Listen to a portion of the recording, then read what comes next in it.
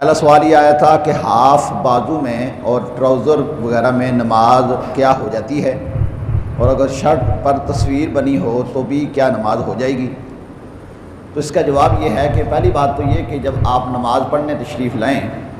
تو ایسا لباس پہنا کریں کہ جو آپ پہن کر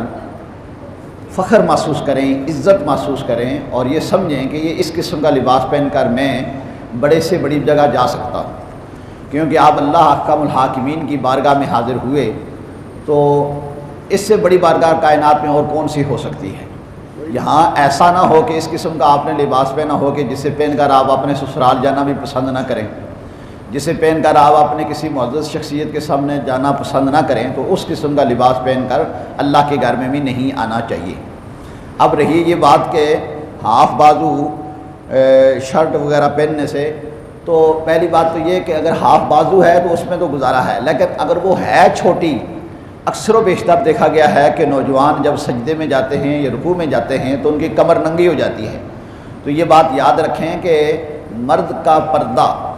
جسے شرعی پردہ کہا جاتا ہے وہ ناف سے لے کر گھٹنوں کے نیچے تک ہے۔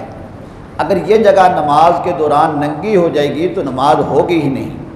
اور اگر اتنی دیر تک ننگی رہی جتنی دیر تک مرتبہ 3 مرتبہ بندہ تسبیح پڑھ سکتا ہے، سبحان اللہ سبحان اللہ سبحان اللہ، اتنی مرتبہ ننگی رہی تو وہ انسان کا اس کی نماز ٹوٹ جائے گی۔ وہ ایک بندہ گھر سے آیا بھی، وقت بھی اس نے نکالا، لیکن اس کے باوجود اس کی نماز نہ ہوئی تو یہ اس کی بد نصیبی ہے۔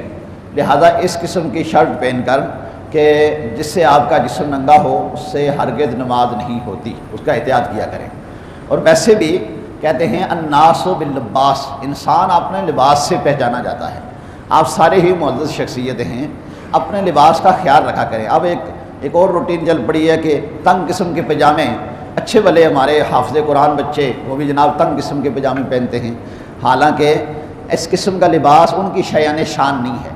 تو آپ اپنی شخصیت دیکھا کریں، اپنی حیثیت دیکھا کریں، اپنے ماں باپ کو دیکھا کریں، اپنے قرب و جوار کو دیکھا کریں۔ آپ ایک اچھے لوگ ہیں، خاندانی لوگ ہیں، تو آپ کا لباس آپ کی پہچان ہے۔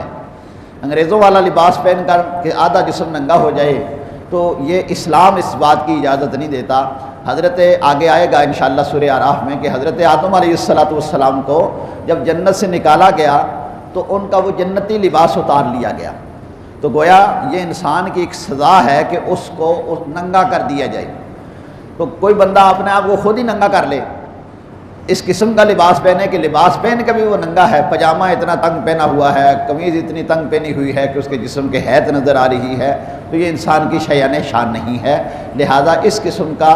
لباس پہن کر جس سے آپ کسی بڑی ہستی کے سامنے جانا پسند نہ کریں، اس لباس کو پہن کر نماز نہ پڑھا کریں۔ اگر خاص طور پر اس کے اوپر تصویر بنی ہے تو جہاں تصویر ہوتی ہے کسی بھی جاندار چیز کی تصویر، تو وہاں نماز نہیں ہوتی۔ تو اگر اس کے جسم کے اوپر بنی ہوئی ہے اپنے پچھلے والے حصے پہ، تو اس کے جو پیچھے نمازی ہوں گے ان کی نماز نہیں ہوں گی، آگے والے حصے پہ تو اس کی اپنی نماز نہیں ہوتی۔ تو لہذا اس قسم کا کارٹون وغیرہ جسم کے اوپر بنے ہوں تو وہ شرٹ پہن کر نماز نہیں ہوتی، اس سے بچتے رہا کریں۔